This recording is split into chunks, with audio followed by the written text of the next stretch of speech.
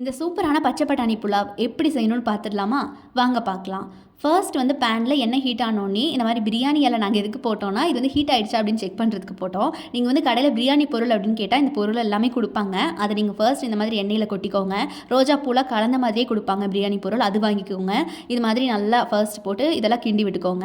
இதெல்லாம் இந்த மாதிரி நல்லா வேகட்டும். இது நல்லா வெந்து வந்ததுக்கப்புறமா பார்த்தீங்கன்னா, நல்லா நீல வாக்கில் கட் பண்ணி வச்சுருக்க பெரிய வெங்காயம் இருக்கும், அதை எடுத்து இந்த மாதிரி போட்டுக்கோங்க. இதை நல்லா பொன்னிறமாக வர வரைக்கும் நல்லா வறுத்துக்கோங்க. முக்கியமாக பார்த்தீங்கன்னா, இந்த வெங்காயம் வேகிறதுக்கு தான் நமக்கு டைம் எடுக்கும். நல்லா வதக்கி விட்டுக்கோங்க. இது வந்து நல்லா ஒரு கோல்டன் கலரில் வெந்து வந்து நிற்கணும். அப்போ தான் டேஸ்ட்டு சூப்பராக இருக்கும். மொறுன்னு இதெல்லாம் வெந்து வந்ததுக்கப்புறமா பார்த்தீங்கன்னா, நீங்கள் வந்து தனியாக எடுத்து வச்சுருக்க புதினா இலையை வந்து தூவிக்கோங்க. புதினா இலை வந்து மொத்தமாக நம்ம போடக்கூடாது. அப்பப்போ வந்து இந்த மாதிரி தூவி விட்டு கிளறி விட்டோம்னா ஒவ்வொரு ஃப்ளேவருக்கும் ஒவ்வொரு மாதிரியான ஸ்மெல் கொடுக்கும். அது இன்னும் டேஸ்ட்டாக இருக்கும். அம்மா வந்து இந்த ஸ்ட்ராட்டஜி அதிகமாக ஃபாலோ பண்ணுவாங்க. மொத்தமாக உள்ளே கொட்டி அதை கிண்டுறதை விட அப்பப்போ இந்த மாதிரி தூவி விட்டால் இன்னும் டேஸ்ட் கூடுதலாக கிடைக்கும். நல்லா வதக்கி விட்டுக்கோங்க. ஒன்று போல் பிரியாணி பொருள், இந்த பெரிய வெங்காயம் இது எல்லாம் சேர்ந்து நல்லா வதங்கட்டும். இது நல்லா வதங்கிட்டு இருக்கும்போதே இந்த மாதிரி தனியாக அரைச்சி வச்சுருக்க இஞ்சி பூண்டு பேஸ்ட் எடுத்து நீங்கள் வந்து உள்ளே கொட்டிக்கிற மாதிரி இருக்கும். இஞ்சி பூண்டு பேஸ்ட் வீட்லேயே வந்து அரைச்சிற மாதிரி இதை சேர்த்திக்கோங்க. ஏன்னா கடையிலலாம் அவ்வளோ வாங்கினா ஹெல்த்தியாக இருக்காது. ஸோ அதனால் வீட்லேயே அரைச்சி இந்த மாதிரி சுத்தமாக சேர்த்திக்கோங்க. அதுக்கப்புறம் வந்து ஸ்லைஸ்டாக வெட்டின தக்காளி பார்த்திங்கன்னா இந்த அளவுக்கு வெட்டினா போதும். ரொம்ப ஒன்றும் வேக வைக்க வேண்டாம். ஒரு 1க்கு 3ஆகவே இந்த மாதிரி வதக்கி விட்டுக்கோங்க. இது நல்லா வதங்கட்டும். இந்த மாதிரி இஞ்சி பூண்டு, தக்காளி, வெங்காயம், பிரியாணி பொருள், புதினா எல்லாம் சேர்ந்து வதங்கும் போது செம ஸ்மெல்லாக இருக்கும், நல்லாயிருக்கும். இது கூடவே இன்னும் கொஞ்சம் ஒரு கைப்பிடி புதினா வந்து தூவி விட்டுக்கோங்க.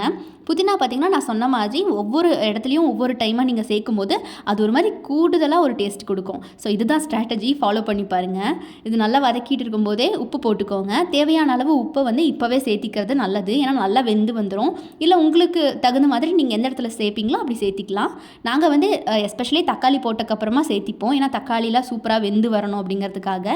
எல்லாமே நல்லா வதங்கட்டும் ஒன்று போல். இது வதங்கிட்டு இருக்கும் போதே சைடில் ஒரு பிளேட்டில் வந்து நான் சொல்கிற ஸ்பைசஸ்லாம் எடுத்து வச்சுக்கோங்க.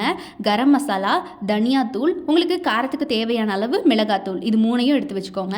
ஸோ இதெல்லாமே வந்து நீங்கள் செய்கிற அளவுக்கு எடுத்து வச்சுட்டு உள்ளே கொட்டிக்கோங்க. உள்ளே கொட்டி எல்லாத்தையும் ஒன்று போல் நல்லா வதக்கி விடுங்க. இந்த ஃப்ளேவர் எல்லாமே வந்து அந்த தக்காளி வெங்காயத்தில் இறங்கட்டும். ஆல்ரெடி இஞ்சி பூண்டு ஃப்ளேவரும் உள்ளே இருக்கும். இப்போ பார்த்தீங்கன்னா ஒரு ஸ்மெல் வரும். அது இன்னுமே வந்து கூடுதலாக இருக்கும். இப்போ நீங்கள் என்ன பண்ணணுன்னா புதினா அதை வந்து ஒரு கைப்பிடி எடுத்து அந்த மாதிரி தூவி விட்டுட்டு அதையும் சேர்த்து நல்லா ஒன்று போல் வதக்கி விடுங்க. நான் ஆல்ரெடி சொன்னது தான், ஒவ்வொரு தடவையும் ஒவ்வொரு ஸ்டெப்லையும் இந்த மாதிரி புதினா சேர்த்துனா அது இன்னும் டேஸ்ட் கொடுக்கும். ஸோ இதை வந்து ஃபாலோ பண்ணி பாருங்கள். அப்புறமா இதெல்லாம் வதக்கிட்டு நீங்கள் வந்து நைட்டே ஊற வச்சுருப்பீங்களா பச்சை பட்டாணி, அதை வந்து இந்த மாதிரி சேர்த்திக்கோங்க. நீங்கள் காலையில் சமைக்கிறீங்க அப்படின்னா இது வந்து நைட்டே ஊற வச்சுக்கோங்க. இந்த மாதிரி சேர்த்திட்டு அதையும் ஒன்று போல் நல்லா வதக்கி விட்டுக்கோங்க. இதெல்லாம் நல்லா வதங்கினதுக்கப்புறமா நீங்கள் வந்து ஆல்ரெடி ஊற வச்சுருப்பீங்கள்ல, ஸோ அந்த அரிசி எடுத்து உள்ளே போட்டுக்கோங்க. அரிசி வந்து பார்த்திங்கன்னா பொன்னி அரிசி தான் நாங்கள் யூஸ் பண்ணியிருக்கோம். இதுவே எங்களுக்கு சின்ன சின்னதாக பொடியாக நல்லா வரும் அப்படிங்கிறதுனால சேர்த்திட்டோம். உங்களுக்கு தேவை அப்படின்னா பாஸ்மதி ரைஸ் யூஸ் பண்ணிக்கோங்க. இல்லை சீரக சம்பா அரிசி யூஸ் பண்ணிக்கிட்டாலும் ஓகே தான். உங்களுக்கு தகுந்த மாதிரி போட்டுக்கோங்க. நாங்கள் வந்து இது சும்மா இப்போ தான் ஹோம்மேடாக வீட்டில் சாப்பிட்றதுக்கு தானே, கெஸ்ட்லாம் யாரும் வரல, எங்களுக்கு அது தேவைப்படலைங்கிறனால சேர்த்துல. ஸோ அரிசி உங்களுக்கு தேவையான அளவு சேர்த்திட்டு அதையும் நல்லா ஒன்று போல் எல்லாத்தையும் சேர்த்து மசாலாவோட மிக்ஸ் பண்ணி கலரி விட்டுக்கோங்க.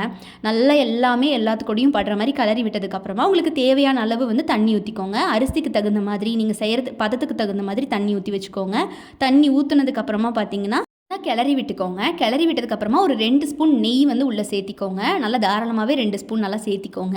இந்த நெய் வந்து ஒரு ஃப்ளேவர் கொடுக்கும் இந்த புலாவுக்கு. ஸோ அதுக்கப்புறமா வந்து புதினா இலை நல்லா தூவி விட்டுக்கோங்க. புதினா இலை தூவினதுக்கப்புறமா கொத்தமல்லி இலை நல்லா தூவி விட்டுக்கோங்க. ஸோ இதுதான் ஃபினிஷிங் டச்சே.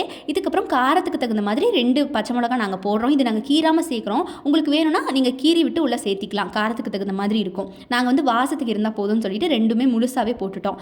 அவ்வளோதாங்க. இது எல்லாத்தையும் நல்லா கிளறி விட்டுட்டு ஃபினிஷிங் டச் கொடுத்த மாதிரி நீங்கள் வந்து இதை பார்த்துட்டு மூடி வச்சிட்டிங்கன்னா போதும். அண்ட் உங்களுக்கு தகுந்த மாதிரி நீங்கள் வந்து மிளகா சேர்த்திக்கோங்க. ஸோ நாங்கள் வந்து இங்கே கம்மியாக தான் சேர்த்திருக்கோம். அவ்வளோதான், விசில் போட்டாச்சு. அண்ட் உங்களோட குக்கருக்கு தகுந்த மாதிரி விசில் வர ஆரம்பிக்கும். விசில் வந்ததுக்கப்புறமா பார்த்தீங்கன்னா ஒரு மனம். அப்புறம் என்ன, குக்கர் விசில் வந்ததுக்கப்புறம் திறந்தீங்கன்னா இந்த மாதிரி ஆவி பறக்க பச்சை பட்டாணி புலாவ் ரெடி ஆகிடுச்சு. இது கூட நீங்கள் வந்து தயிர் வெங்காயம் வச்சு சாப்பிடலாம். இதை செஞ்சு பார்த்துட்டு எப்படி இருந்துச்சு அப்படின்னு என்கிட்ட சொல்லுங்கள்.